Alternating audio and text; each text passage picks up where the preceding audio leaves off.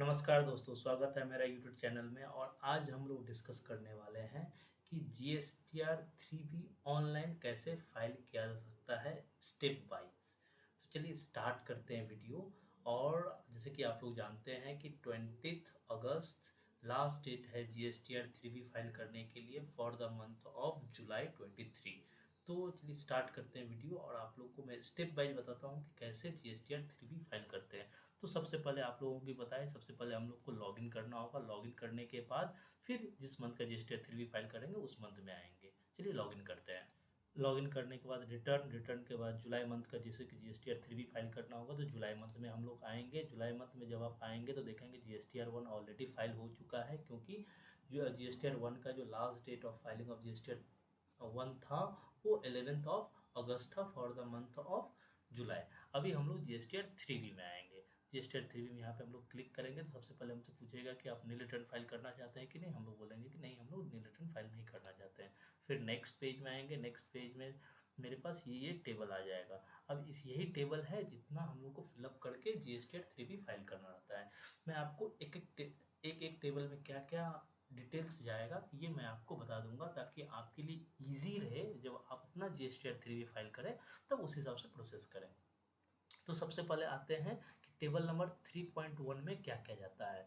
Table number 3.1 में mainly मैं आपको बता देता हूँ कि आपका जो भी आपका डिटेल मान लीजिए जीएसटीआर 1 में फाइल किए हैं, आउटवर्ड सप्लाई मान लीजिए एक्सपोर्ट दिखाए हैं, या आप अदर अदर आउटवर्ड सप्लाई जो भी दिखाए हैं जीएसटीआर 1 में, वो सभी आपका वहाँ से ऑटो पॉपुलेटेड हो जाएगा। फॉर एग्जांपल अगर मैं किसी का जीएसटीआर 1 में मान लीजिए कि इस जैसे कि इसमें देख पा रहे हैं हम लोग सिर्फ 23,000 का फिगर उनका लायबिलिटी था, 23,000 का वैल्यू जीएसटीआर 1 में दिखाया गया तो यहाँ पे ये फिगर आया है।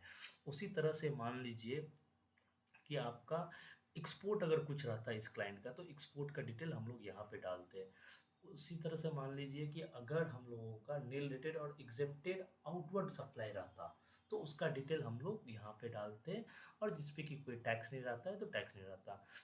इन केस ऑफ एक्सपोर्ट अगर विथ पेमेंट रहता तब यहाँ पे आईजीएसटी भी आएगा, अगर विदाउट रहता तो सिर्फ टैक्सेबल वैल्यू यहाँ पे आएगा।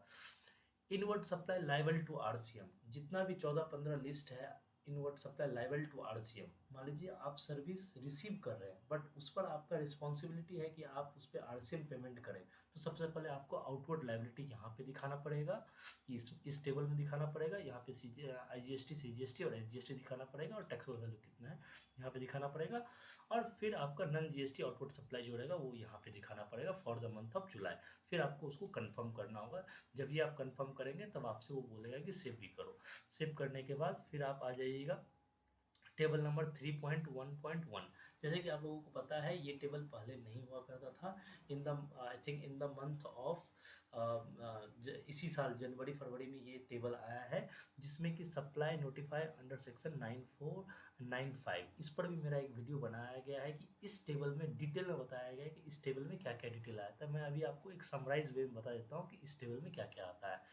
एक तो वो कि taxable supply on which electronic E commerce operator पे टैक्स, मतलब मान लीजिए आपका प्रोडक्ट है लेकिन कोई ई कॉमर्स ऑपरेटर यानी कि मान लीजिए फ्लिपकार्ट अमेजन आपका प्रोडक्ट अगर सेल करता है तो वहाँ taxable supply on which e commerce operator पे टैक्स अंडर सेक्शन इतना टू बी फर्निश, मतलब आपका सप्लाई है जिस पर कि ई कॉमर्स ऑपरेटर मान लीजिए कि टैक्स पे करता है, उसका डिटेल यहाँ पे जाएगा। और ये दूसरा बात जो है taxable supply made by the registered person through e commerce operator on which e commerce operator is required to pay tax, जहाँ पर ई कॉमर्स ऑपरेटर को टैक्स पे करना है वहाँ पर। यानी कि यहाँ पे कौन सा आएगा जो कि ई कॉमर्स ऑपरेटर के थ्रू आपका सेल हुआ है। मान लीजिए आपका एक मान लीजिए एक मोबाइल है, आप मोबाइल बेचने वाली कंपनी है, तो आपका मोबाइल अगर ई कॉमर्स ऑपरेटर अगर बेचता है तो उसका डिटेल यहाँ पे जाएगा। समझ गए। अब मान लीजिए आपका ही डिटेल मतलब आपका जो प्रोडक्ट है वो, लेकिन taxable supply made by registered person, अगर आप ही ई कॉमर्स ऑपरेटर है मीन्स हम खुद ई कॉमर्स ऑपरेटर है और हम किसी और का प्रोडक्ट अगर बेच रहे हैं तो उसका डिटेल यहाँ पे आएगा। दोनों में बहुत थिन डिफरेंस है, ध्यान दीजिएगा। यहाँ पे हम लोग का प्रोडक्ट अगर ई कॉमर्स ऑपरेटर के थ्रू बिकता है तो यहाँ पे आएगा, और ई कॉमर्स ऑपरेटर खुद ही अगर मेरा प्रोडक्ट मान लीजिए बेचता, मैं खुद ही ई कॉमर्स ऑपरेटर हूँ और किसी दूसरे का प्रोडक्ट मैं बेचता हूँ तो वो यहाँ पे आएगा। उसके बाद हम लोग इसको कंफर्म कर देंगे। उसके बाद आ जाते हैं इंटरस्टेट सप्लाई। और इंटरस्टेट सप्लाई जो भी होता है, मान लीजिए कि B2C सप्लाई रहता है, आपका इंटरस्टेट सप्लाई होता है, तो उसका डिटेल आपको यहाँ पे देना पड़ेगा, इंटरस्टेट सप्लाई कितना है। उसके बाद हम लोग आ जाएंगे इंटरस्टेट सप्लाई, जैसे कि लिखा हुआ है देखेंगे, interstate supply made to unregistered person. Unregistered person को मान लीजिए इंटरस्टेट सप्लाई अगर आप कर रहे हैं, मान लीजिए कि अगर हम लोग यहाँ पे मुंबई में हैं, अगर हम लोग किसी गुजरात में किसी को बेच रहे हैं तो उसका डिटेल टेबल नंबर 3.2 में आएगा। टेबल नंबर 4 जो सबसे इम्पॉर्टेंट है, ये मैं आपको एक बहुत ही ब्रीफ में बता रहा हूँ कि कौन कौन से टेबल में क्या क्या आएगा, बस आप लोग भी एक बार ध्यान से सुन लीजिए, ये बहुत डिफिकल्ट भी है। जैसे कि मान लीजिए अभी 11 तारीख पार नहीं हुआ है, 14 तारीख नहीं आया है, इसीलिए मेरा ऑटो पॉपुलेटेड GSTR2 भी नहीं आया, नहीं तो यहाँ पे जो भी क्रेडिट रहता वो आ जाता। सबसे पहले मैं बता रहा हूँ टेबल नंबर 4 में हम लोग को क्या क्या डिटेल आएगा, क्या क्या डिटेल। अभी import of goods bill of entry से ऑटो पॉपुलेटेड हो जाता है। इंपोर्ट ऑफ सर्विस, जो भी आप RCM में टेबल 3.1 में आप पेमेंट किए थे वो डिटेल आपका यहाँ पे डालना है, क्योंकि जो भी इंपोर्ट ऑफ सर्विस है उस पर आप RCM पेमेंट करके फिर उसका आप क्रेडिट टेबल नंबर 4 में लोगे। Inward supply liable to RCM, ध्यान दीजिएगा यहाँ पर जो भी inward supply liable to RCM है, जो भी रजिस्टर्ड पर्सन, यानी कि मान लीजिए एक पार्टी है जो कि रजिस्टर्ड है बट उसका जो सर्विस आप अवेल कर रहे हैं तो आपको ही RCM में देना पड़ता है।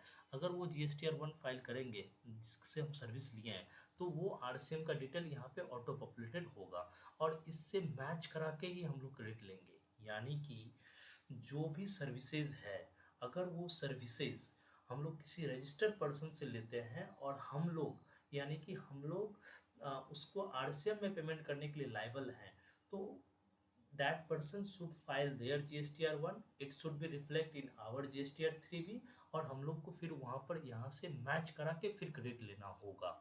हाँ, in case of unregistered party, जिस अनरजिस्टर्ड पार्टी से अगर हम लोग मतलब सर्विस लेते हैं उस पर अगर हम लोग RCM पेमेंट करते हैं तो वहाँ पर मैचिंग का कोई कॉन्सेप्ट नहीं है। आप टेबल नंबर 3.1 में आप टैक्स पेमेंट करो और यहाँ पे क्रेडिट ले लो।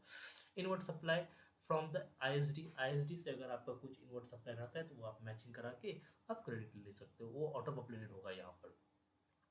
ऑल अदर ITC भी आप लोग जानते हैं ये ऑटो पॉपुलेटेड, जितना मैच हो जाएगा हो जाएगा, जो नहीं मैच होगा इधर वो इनिजिबल ITC होगा, नहीं तो टेम्प्रोरी रिवर्सल होगा।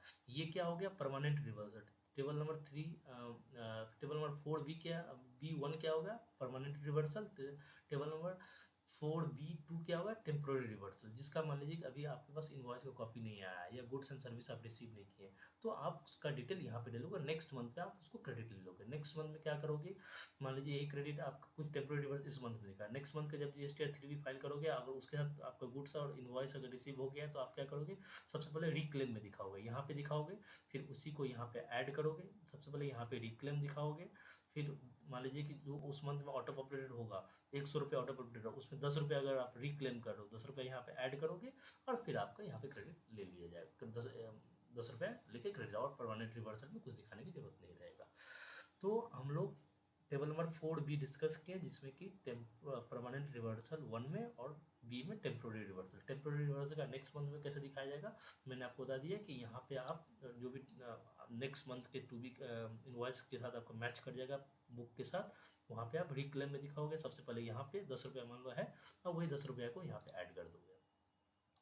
उसके बाद आ जाते हैं कि जो कि एज पर सेक्शन 16(4) के हिसाब से या ITC रिस्ट्रिक्ट हो गया, मतलब C और S उसको फाइल करना चाहिए, वो I फाइल कर दिया है, या सेक्शन 16(4) के हिसाब से इनवॉइस डेट है मान लीजिए मार्च 23 का और आप नवंबर 23 के बाद आप उसका क्रेडिट नहीं ले सकते हैं। तो इस तरह का जो भी बार्डिंग है वो टेबल नंबर 4D में है।